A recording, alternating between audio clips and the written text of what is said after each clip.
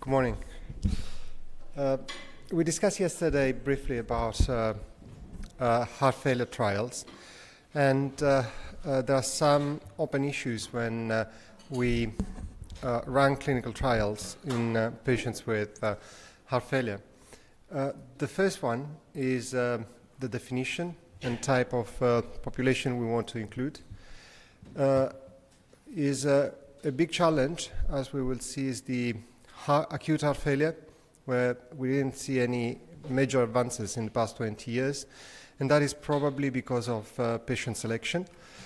Second one is chronic heart failure, especially the phenotyping of the different type of heart failure. And then there is this big area of patients with hospitalized because of heart failure. Usually when we include patients in clinical trials, we either have patients with acute heart failure that are treated within 48 hours, or on the other spectrum, we have a chronic heart failure that our patients are usually stable, with more than they've been stable for more than 3 months.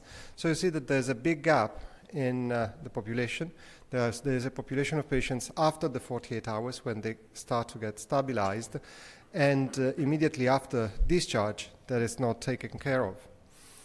Then there's the different definitions, heart failure with reduced ejection fraction, the preserved, and now with the mid-range ejection fraction. And issues is also how to treat the recurrent events, because now we're seeing a decline in mortality for chronic heart failure, but also we're seeing patients that continue to be hospitalized. And often you're censored after the first event. That means that if you include patients in a clinical trial, then once they have a first event, that is either they die or they have an hospitalization, they are censored, so they're not followed anymore for events. They're followed for safety, but not for events. And then if you think that 30 to 40% of patients experience several hospitalizations during the year, then you may understand that we lose a lot of events, especially in those patients who are more frail, those who tend to have more hospitalizations. So the use of recurrent morbid event is important in order to catch events that otherwise we will miss.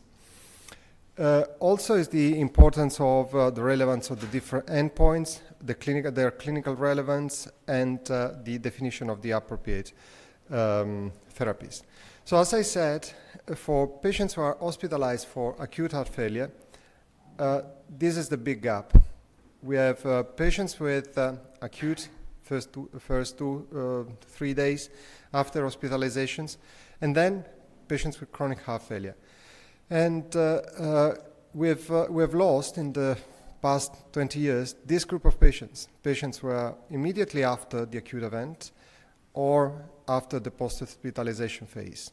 And the inclusion of these patients is very important. So there's a new category of patients with heart failure, where it is important to understand whether the implementation of therapy during the first 3 months is important and reduces event. Also because these are patients with the highest event rate. And in the de novo patients with heart failure that are catched in this phase, mortality is around 30%. And in the post-hospitalization phase, mortality is around 15% per year. So you understand that that is an important issue.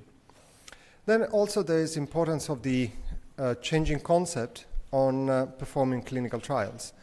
And this is the old concept. So we perform initially hemodynamic studies in order to assess the clinical efficacy of a given therapy, whether they affect preload, afterload, they have an effect on contractility, they have an effect on arrhythmias.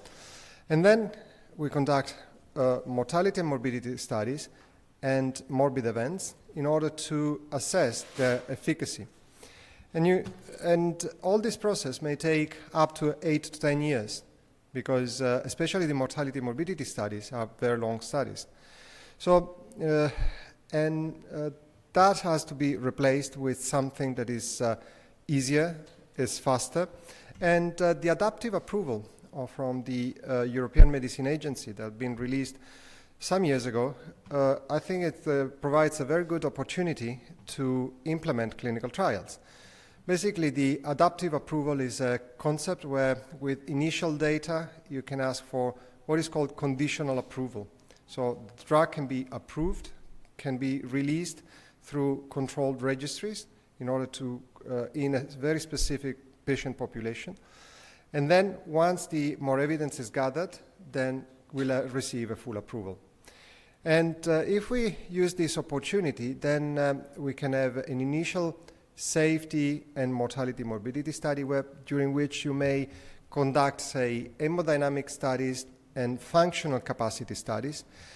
And then if at this point you look at the pool data and you have an improvement in functional capacity and the mortality and morbidity doesn't seem to increase or seem to decrease, so that means that the drug is sufficiently safe to be released in controlled conditions, then the drug can be marketed, but at the same time, there will be a commitment to conduct mortality morbidity studies.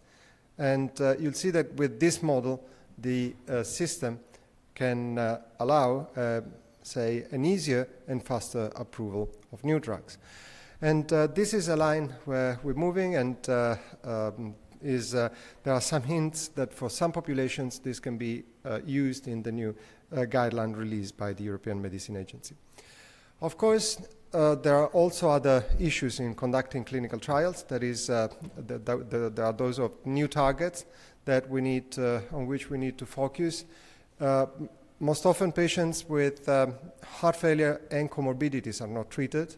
We have a lot of patients with cardiorenal syndrome that are not included in the clinical trials because of the issues of pharmacodynamics. And these are patients that are very frequent in heart failure, and we need to include. Then we have the patients with high left ventricular filling pressure.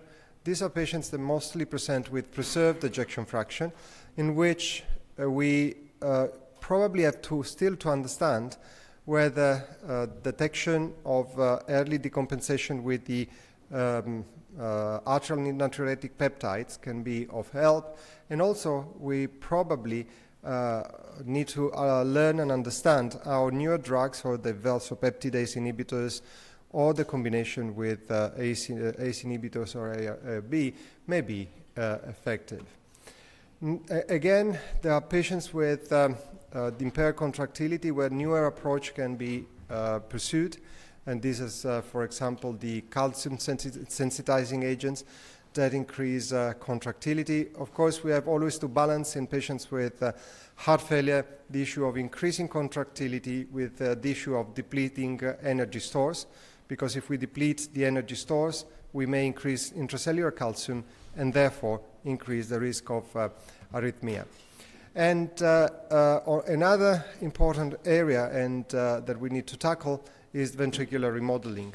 This is both in reduced ejection fraction, but also in patients with preserved ejection fraction, where there's the increase in fibrosis is important in the progression of the disease.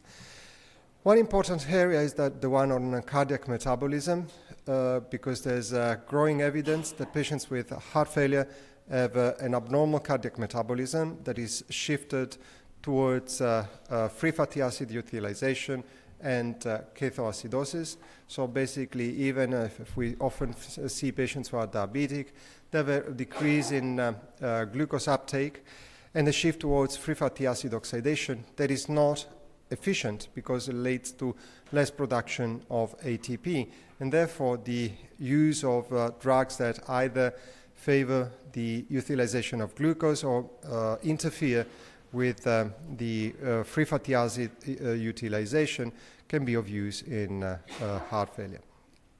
So regarding the treatment areas, we discussed about acute heart failure. There's this new entity that is mid-range ejection fraction. Until last year, we had preserved ejection fraction in patients with ejection fraction above 40% and patients with reduced ejection fraction. Now, we've identified in the new guidelines of the Heart Failure Association this entity that includes patients between 40 and 50%. And this seems to be a different entity from those with more than 50%, but yet we don't have treatments that are available. We and others have shown recently that, for example, beta blockers seems to be less effective in this type of population compared to the one with reduced ejection fraction, and are not effective in preserved ejection fraction. Also, we've shown that probably in this population, some of the interventions on the renin-angiotensin-aldosterone system seem to work. I mean, this is mostly from reanalysis of large multicenter trials, while we have evidence that in preserved they do not work. So it is puzzling because we have drugs that work in reduced, and their effect cannot be translated into preserved ejection fraction.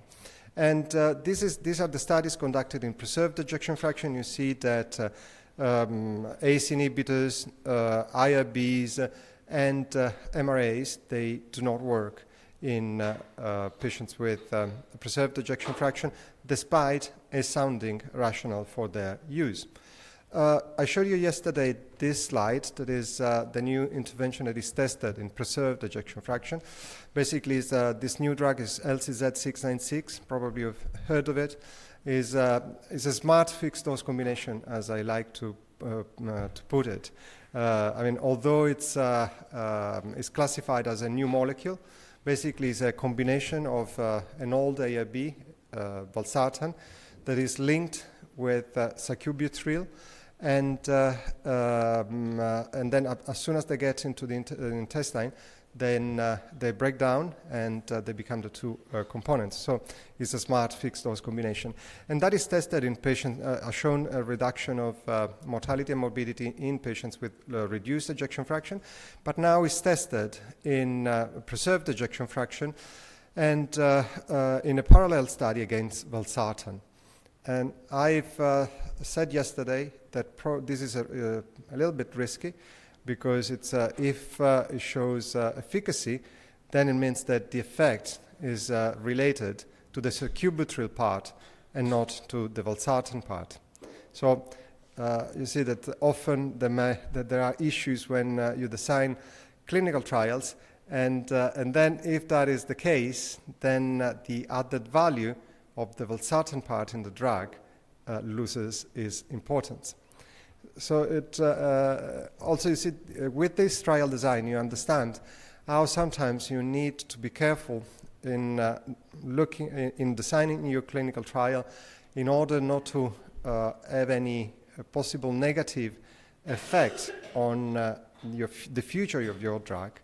And we'll see what will happen with this study. Now, as I said, acute heart failure is important. We see here is the mortality for patients with acute heart failure, 35% at 1 year compared to the 17.2 in chronic. And patients with acute heart failure are different. And often we are used to have this picture of patients with orthopnea, so patients that cannot breathe because of pulmonary edema, and swollen legs because of peripheral edema. And these are usually the chest X-rays with pulmonary effusions and increased right atrium. Now, the problem is that often we have approached the treatment of these patients in looking at this type of patients.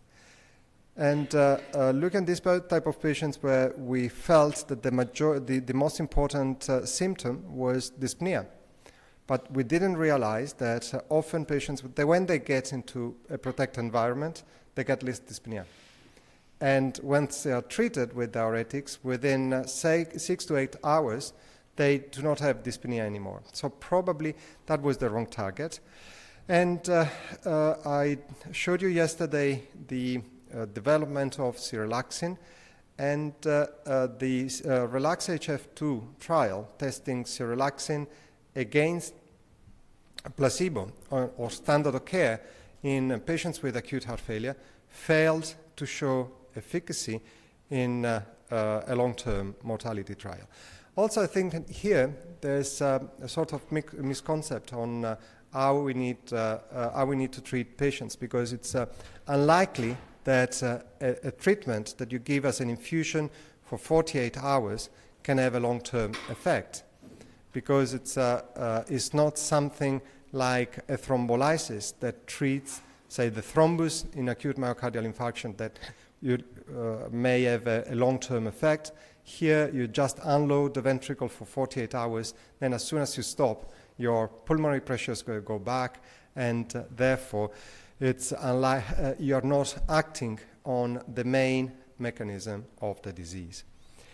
On the same line, there was the true HF trial that was conducted with ularitide. This was a new concept of trials, because patients were assessed as, whilst they were in the acute phase, as having improved or unchanged or got worse, according to different criteria. So you can then categorize and see whether the treatment had any effect in the acute phase. The long-term arm of the part of the study was negative. In fact, there was no effect on mortality and morbidity over the 3-year periods. There was a difference between patients who were eligible and those who were not eligible, and that tells us that there is an important issue. So patients who are not eligible were those patients who had not met the inclusion criteria. So if you do not select adequately your patients when you recruit them into clinical trials, then you see that you see a different effect. Because in this case, in those who are not eligible, so those patients who had no congestion, not peripheral edema, the ularitide was inferior, while in patients who were eligible, so in patients where the treatment was thought to be effective, ularitide was actually superior. So this tells us that we have to be more careful in including patients and adhering to inclusion and exclusion criteria. There is a suggestion from some of the Americans, and this is very biased in my view, that recruitment areas and recruitment zones of the world may have different adherence to eligibility or not. I have to say that if we go along this line, it's very dangerous, because if we look back at the trials that have been conducted so far in heart failure, beta blockers have never shown efficacy in the American population, and the same the ACE inhibitors. So if they negate and they go with along this line, the efficacy of these new drugs in some populations and the efficacy in the American population, then they have to revise all the treatments. And this is not the way we conduct clinical trials. One important issue in acute heart failure is the definition of patients. And this is the new algorithm that we have proposed with the new guidelines of the Heart Failure Association, where patients are assessed according to their phenotype. And the phenotype takes into account first the presence of the absence of congestion. So if they are congested, we classify them as wet patients. If they are not congested, they are dry. And then we look after the congestion, we look at the adequate peripheral perfusion, and according to the different acute peripheral perfusion, we will have patients who are wet and warm, so patients who are congested and have adequate perfusion, patients who are wet and cold, so patients who are congested but they have an inadequate perfusion, and patients who are dry and warm, so they are not congested, but they have an adequate peripheral perfusion, and dry and cold, so patients who are not congested, but also have a reduced perfusion. So you see that these are 4 different phenotypes, and we cannot use the same approach for all these patients, and these are all patients with acute heart failure. So The issue is, shall we treat them as just one bunch of patients, or should we treat them differently? I mean, we have evidence, for example, that in the wet patients, the vasodilators work, while in cold patients, you need more inotropic support. So, and if you use an inotropic support in patients who are wet, probably you don't have the same effect of those who are cold, and vice versa. So probably the way this is one of the major issues, and this is where we should go in terms of phenotyping patients and then super-selecting patient populations that may benefit from different type of treatments. Now, there are some specific needs, and these are still open issues. So it's to understand more the heterogeneity of the disease. So not just in acute heart failure, where we need to phenotype, but also in chronic heart failure, especially in those with mid-range and preserved ejection fraction. So we need also to better use imaging techniques and integrate the imaging techniques with some data that some biomarkers using the functional imaging. We have to refine when to start treatments, because some treatments may be effective if you start them in the acute phase in the A&E, in the emergency room, while the other may be more effective if you start them before discharge. And the important point is to consider the presence of comorbidities. And I just have 3 minutes, and therefore I will go very fast on this part of my talk. I think I wanted to highlight the importance of conducting a trial that then will be applicable to a wide population. Now, this is basically, we had an experience in the past with vasopeptidase inhibitors. Vasopeptidase inhibitors were effective. Omapatrilat was tested in patients with acute heart failure, initially showed efficacy, very significant efficacy, but then there was another trial where showed, a marginal effect. But the main problem with omapatrilat was the presence of angioedema. So, and that was because omapatrilat was blocking very high the vasopeptidase. And there was evidence already that there was a racial difference between patients, because white patients had an occurrence of angioedema of 0.5%, black patients had 2.1%. And then, as I said, I discussed the issue with LCZ696. That is sort of neprilysin inhibitor bound with an ARB. That was tested in this trial, where basically patients were initially included in a run-in with enalapril. Then if they tolerated enalapril, they had a run-in with LCZ696. Then if they were able to tolerate LCZ, then they were randomized either to receive LCZ or enalapril. So you see, that was a big initial selection of patients, because basically during this phase they excluded 30% of patients who had cough or angioedema, and therefore that was a population with low probability of having angioedema. The study showed very significant effect in reducing mortality and morbidity, mortality from all causes, sudden death, worsening heart failure. But there was an issue on the adverse events. They were very clever in breaking down the adverse events, especially those related to angioedema, into angioedema requiring medications and hospitalization, hospitalized without airway compromise, or those with airway compromise. And if you look at the data in this way, there's no significant difference.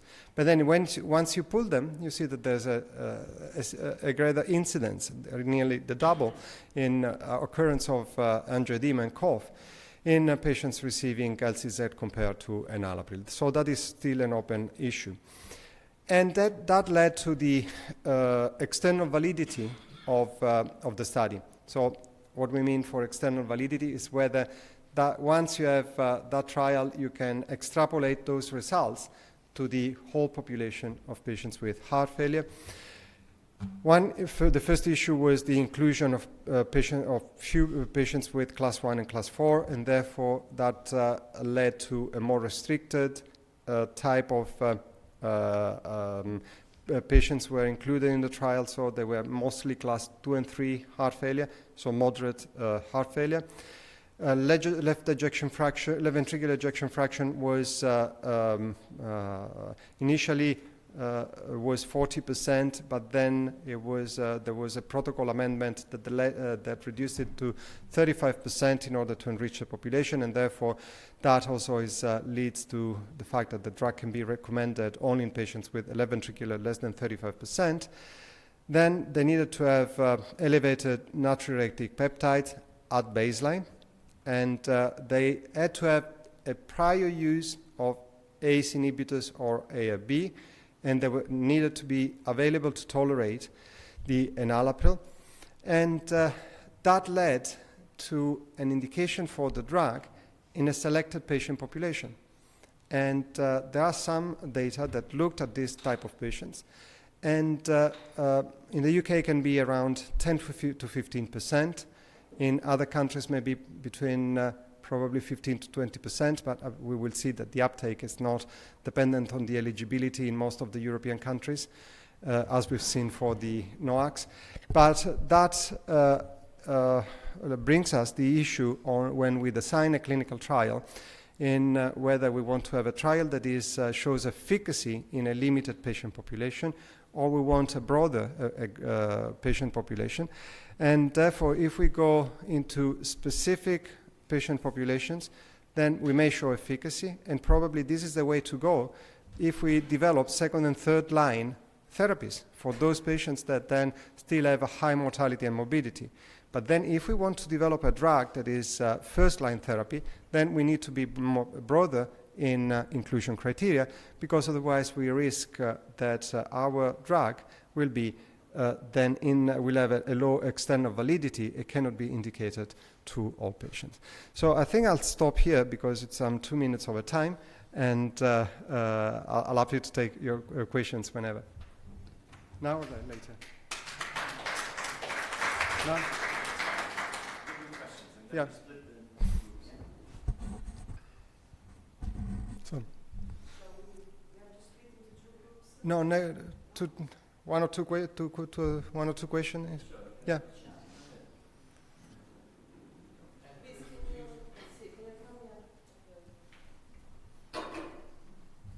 Thank you.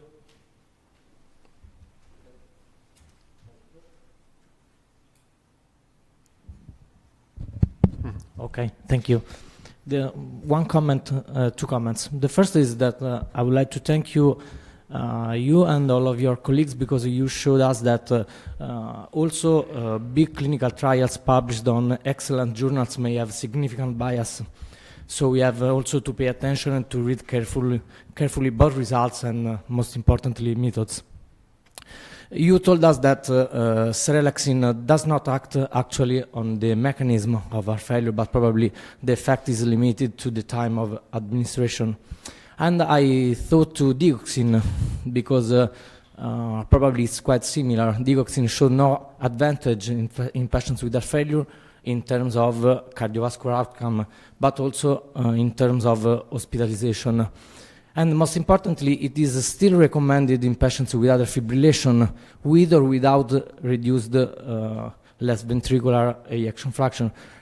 But so far there are no clinical trial, no randomized clinical trial in atrial fibrillation concerning digoxin. So we have a recommendation not based on a clinical trial, but still in the last guideline as an adjunctive drug. We have to give digoxin, and this is I would like a comment on this. Yes. Thank you. For the comments regarding digoxin. I mean, we revised the role of digoxin, and if you look at the algorithm, in the new algorithm on heart failure, is way down.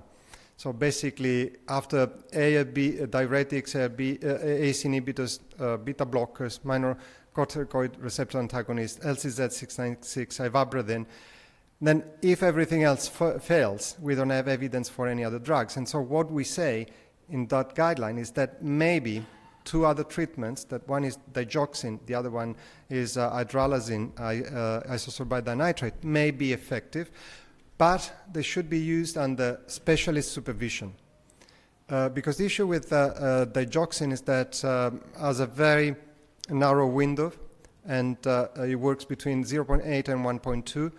And if you don't check those levels, then you may have adverse events. And this is what we're seeing in the populations. And in fact, there's been 2 years ago a review of digoxin efficacy at the European Medicine Agency from the PRAC, and at the European that basically was concerned about these increased signals of toxicity, especially in patients with heart failure that fluctuate in their renal function. Regarding atrial fibrillation, there's not now a compelling indication as in the previous guidelines. Now we give priority to other drugs like amiodarone, although in my view amiodarone has never been shown to be safe in heart failure. The other drugs are the calcium channel blockers that may have an effect, together with the beta blockers. But what we say in the guidelines is that the treatment for those patients with atrial fibrillation should be individualized according to the hemodynamic status. I agree with you that we don't have evidence for digoxin, but there is on the other hand, we had all drugs on the market for which it's difficult to conduct clinical trials. So the only way of dealing with these drugs is to put them way down where you have no other resources. And this is what we have tried to do with the latest guidelines. But I mean, if it were me to decide just by myself, I would have deleted it, but that was a concerted decision and we kept it on.